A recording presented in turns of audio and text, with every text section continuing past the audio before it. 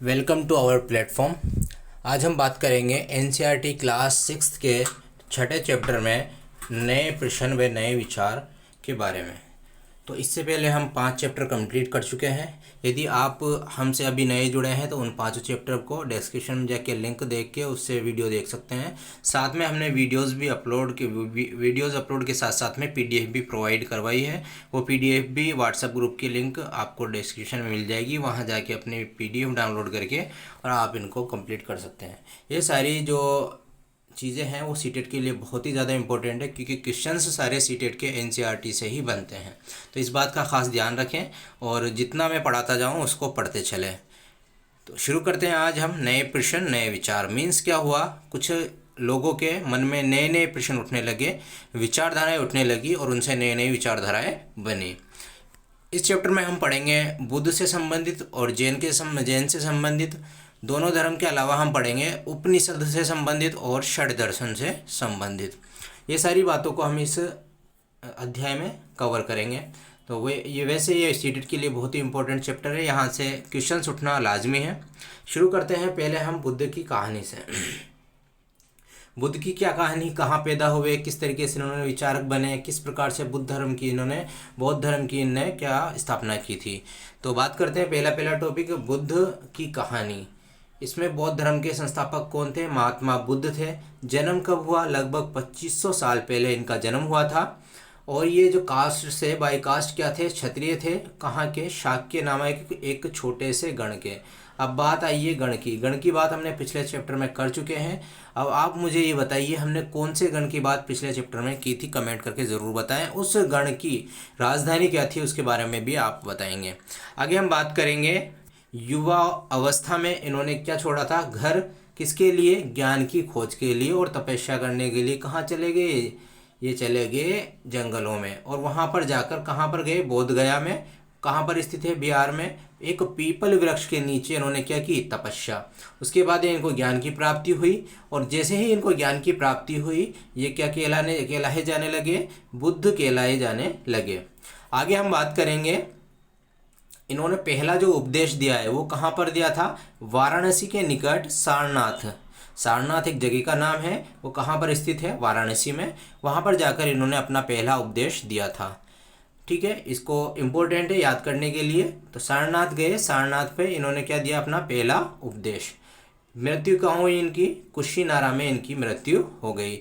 आगे बात करेंगे जब ये धर्म था तो इनकी कुछ शिक्षाएं भी होगी, उन शिक्षाओं के बारे में बात कर लेते हैं। तो बुद्ध की शिक्षाओं के बारे में जैसे हम बात करेंगे, इनकी पहली शिक्षा क्या थी?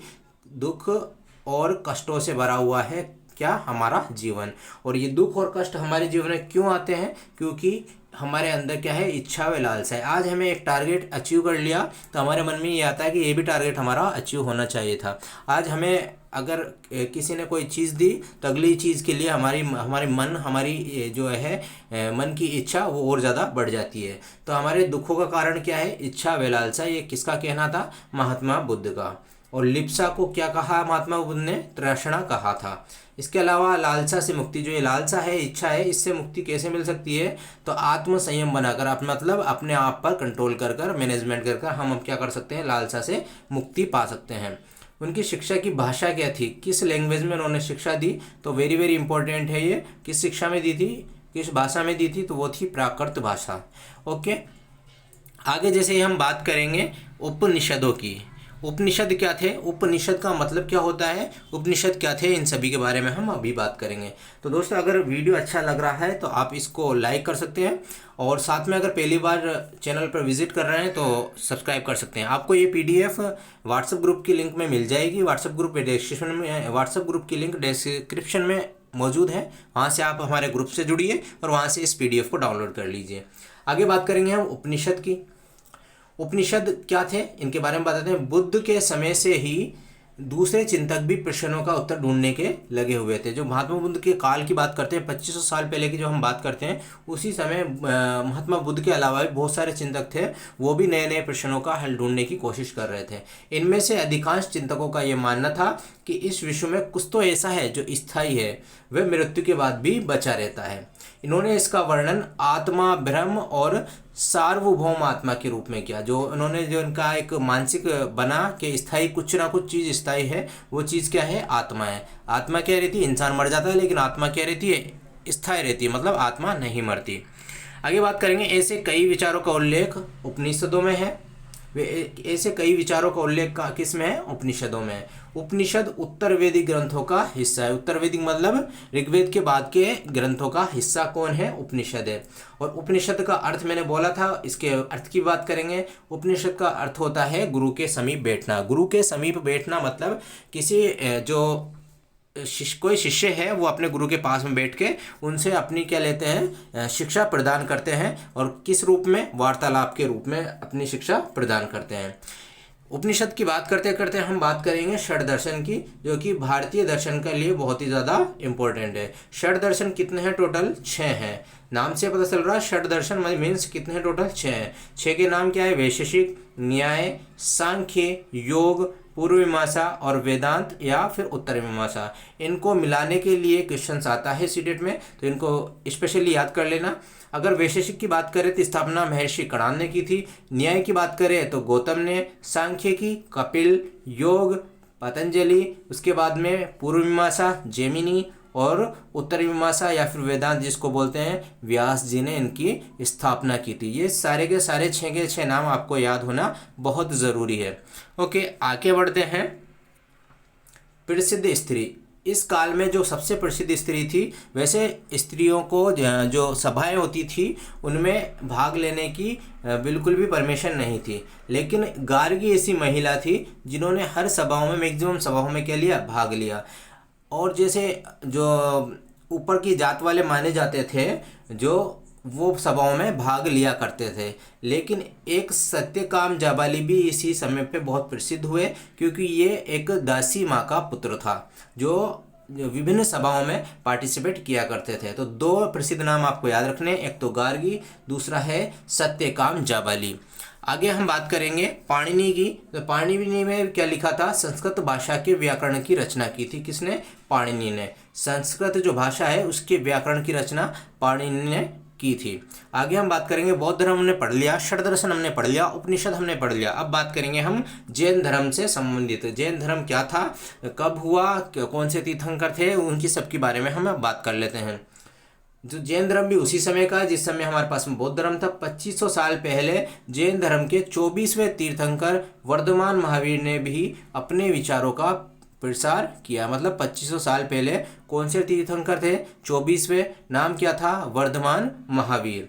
कौन से संघ के थे? वज्जी संघ। इसकी आपको राजधानी कहाँ बताओगे? कमेंट बॉक्स में, ठीक है। वज्जी संघ के लिच्छवी कुल के एक क्षत्रिय राजकुमार थे।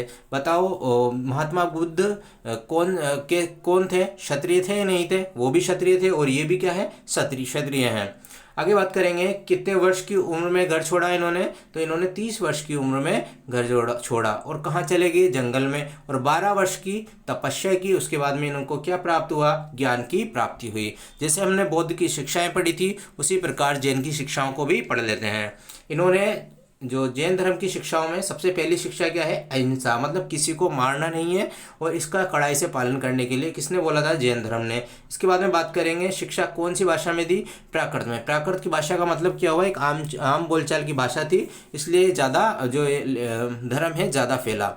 और जैसे मगध में अगर जो प्राकृत भाषा बोली जाती है तो उसको क्या बोलते हैं? प्राकृत मागधी बोलते हैं। भोजन के लिए भिक्षा मांगकर सादा जीवन व्यतीत करते थे। साथ में बात करते हैं, चोरी न करने की सलाह ये देते थे। ब्रह्मचर्य का पालन करने के लिए इन्होंने शिक्षा दी है। अगर हम बात करें, पुरुषों को वस्त्र सहित सब कुछ त्यागने के लिए कहा करते थे। मुख्य थे व्यापारी जैन धर्म के समर्थक थे, जबकि सबसे कम समर्थक कौन थे? किसान थे। अब ऐसा रीज़न क्यों है कि व्यापारी तो इनके समर्थक हो गए लेकिन किसान समर्थक नहीं हो पाए? क्योंकि किसान खेती करते थे और खेती में हिंसा वाला जो इनका रूल है वो चलता नहीं है। क्योंकि आप खेती कर रहे हो तो वहाँ से आपको जानवरों को भगाना भी पड़ेगा, कीड़े मकोड़ों को मारना भी पड़ेगा, तो ये सब तरीके क्या है? कि हिंसा है। इसलिए किसानों को ये धर्म क्या नहीं आया? पसंद नहीं आया। क्यों नहीं आया? क्योंकि वो हिंसा करे बगैर अपना उत्पादन किस प्रकार करेंगे। सबसे ज़्यादा समर्थक कौन थे? जैन धर्म के लोग। आगे हम बात करेंगे वर्तमान रूप में उपलब्ध जैन धर्म की शिक्षाएं लगभग 1500 वर्ष पूर्व, कितने वर्ष पूर्व? 1500 वर्ष पूर्व गुजरात के वल्लभी नामक स्थान पर लिखी गई। जैन धर्म जो है इसमें जैन वर्ड का क्या मतलब है? तो जैन किससे निकला है? जिन शब्द से निकला है, जिसका अर्थ है विजेता। तो जैन का अर्थ क्या हो गया? विजेता हो गया। जैन कहाँ से निकला है? जिन शब्द से, और अर्थ क्या है? विजेता।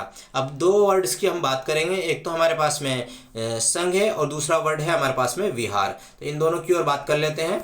संघ क्या था? एक संगठन था, जो हम पिछले चैप्टर में पढ़ चुके हैं। संघ एक संगठन होता है जो कि घर त्यागने वाले लोगों के लिए बनाया जाता था, और इस संघ में रहने वाले लोगों के लिए जो नियम बनाए जाते थे उसके लिए बौद्ध धर्म में क्या है? विनय पिटक। सब एक समान रहते थे, चाहे उस अगर किसी संघ में आप एंट्री लेते हो, चाहे आप राजा हो, चाहे रंक हो, चाहे फिर आप लोअर कास्ट हो, चाहे अपर कास्ट हो, चाहे किसान हो, चाहे व्यापारी हो, सब एक समान जो है व्यवहार किया करते थे। आगे भोजन के लिए क्या करते थे? ये भिक्षा मांगा करते थे, और जो पुरुष को तो कहते थे भिक्खु और स्त्री को कहते थे भिक्षुणी। आगे हम बात करेंगे इनमें अगर कोई लड़ाई दंगे या फिर कुछ और मतभेद हो जाते थे तो उसके लिए बैठकों का आयोजन किया जाता था। एक विशिष्ट समय निकालकर बैठकों का आयोजन किया जाता था। कुछ एक इम्पोर्टेंट चीज़ें हैं जो कि एग्जाम में पूछी जाती है। तो कार्ले की एक गुफा है, वो कहाँ पर स्थित है? महाराष्ट्र में। जबकि सारनाथ का स्तूप क्यों प्रसिद्ध है? क्योंकि यहाँ पर महात्मा बुद्ध ने प्रथम उपदेश दिए थे। अब बात करते हैं विहार की। विहार क्या था? एक स्थायी शरण स्थली है। जैसे कि इन्होंने बोला है कि अपने घर त्याग करने पड़ेंगे। अब जैसे ही घर त्याग करते हैं तो इधर उधर घूमना पड़ता है। पहले क्या करते थे? एक जगह से दूसरी जगह घूम घूम के अपनी शिक्षा को प्रचार किया करते थे, लेकिन धीरे धीरे क्या किया इन्होंने? एक स्थायी क्या करने लग गए? शरण स्थल बनाने लग गए। इन्होंने स्थायी शरण स्थल किसका बनाया? पहले लकड़ियों का बनाया, बाद में ईंटों का बनाने लग गए। पश्चिमी भारत में पहाड़ खोदकर ये क्या बनाते थे? गुफाएं बनाते थे। वही क्या कहलाते थे? विहार कहलाते थे। एक इम्पोर्टेंट चीज़ है जो भी एग्जाम में पूछी जाती है, जरथुस्त्र। क्या है? जरथुस्त्र क्या थे? ये ईरानी पैगंबर। ठीक है, ईरानी पैगंबर का नाम क्या था? जरथुस्त्र। आगे हम बात करेंगे इनके जो संकलन है किसका? शिक्षाओं का। वो किस में लिखा हुआ है? जैन अवस्था में। तो शिक्षाओं का संकलन है जैन अवस्था में। मूल शिक्षा क्या थी? सद्विचार, सद्वचन तथा सद्कार्य। तो आपको ये तीनों लाइनें याद करनी है। ईरानी पैगंबर का नाम क्या? जरथुस्त्र। संकलन जैन अवस्था। मूल शिक्षा है सद्विचार, सद्वचन, सद्कार्य। आगे हम बढ़ते हैं, आश्रम व्यवस्था के बारे में जानते हैं। आश्रम टोटल कितने थे? आश्रमों की संख्या 4 है। पहला आश्रम क्या है? ब्रह्मचर्य। इसका काम क्या था? इसके अंतर्गत ब्राह्मण, क्षत्रिय तथा वैश्य, सिर्फ 3 ही वर्ण इन्होंने लिए हैं। शूद्र इन्होंने नहीं लिया है। वर्ण व्यवस्था के बारे में पिछली बार पढ़ लिया था हमने। चौथी तीनों वर्ण व्यवस्था आप कमेंट बॉक्स में लिख के बताएं। तो तीनों के तीनों को तो क्या था? इसमें अपेक्षा की जाती थी कि सादा जीवन कर वेदों का अध्ययन। मतलब क्या हुआ? वेदों का अध्ययन की जिम्मेदारी किसकी थी? ब्राह्मण, क्षत्रिय तथा वैश्य। इसके बाद में हम बात करेंगे गृहस्थ आश्रम की। दूसरा आश्रम है गृहस्थ। इसमें क्या? विवाह कर गृहस्थ के रूप में रहने का वचन दिया करते थे कि हम गृहस्थ जीवन इसमें क्या करेंगे? बिताएंगे। तीसरा है वानप्रस्थ। वानप्रस्थ मतलब जंगल में रहकर साधना। और सन्यास में जो मनुष्य है वो सन्यासी बन जाता है। तो इस प्रकार आपका छठा चैप्टर बहुत ही आसानी तरीके से आपके नोट्स में समाहित कर दिया गया है। आप इसे 2-3 बार पढ़िए, साथ में एक बार वीडियो को देखिए। PDF आपको व्हाट्सएप ग्रुप पे मिल जाएगी जो कि डिस्क्रिप्शन में मौजूद है। इसके अलावा हम 5 वीडियोस पहले भी अपलोड कर चुके हैं। उन 5 वीडियोस को देखें, साथ में क्वेश्चंस तैयार करें। बहुत जल्द आपके लिए पूरी छठी क्लास की जो हिस्ट्री है इसकी एक टेस्ट सीरीज में मैं अपलोड करने वाला हूं। उससे आप अंदाज़ा लगा सकते हैं कि कितने क्वेश्चंस आपको आते हैं, कितने नहीं आते हैं। और एक बात का ध्यान रखें, पूरा सीटेट का पेपर NCERT से ही उठता है। NCERT के बाहर से एक भी क्वेश्चन नहीं आता। इसलिए NCERT को ढंग से पढ़नी है। ढंग से किस तरह पढ़नी है? आपको मेरे नोट्स पढ़ने हैं, और साथ में जो क्यूज़ में व्हाट्सएप ग्रुप में डालता हूँ उन क्यूज़ में आपको पार्टिसिपेट करना है।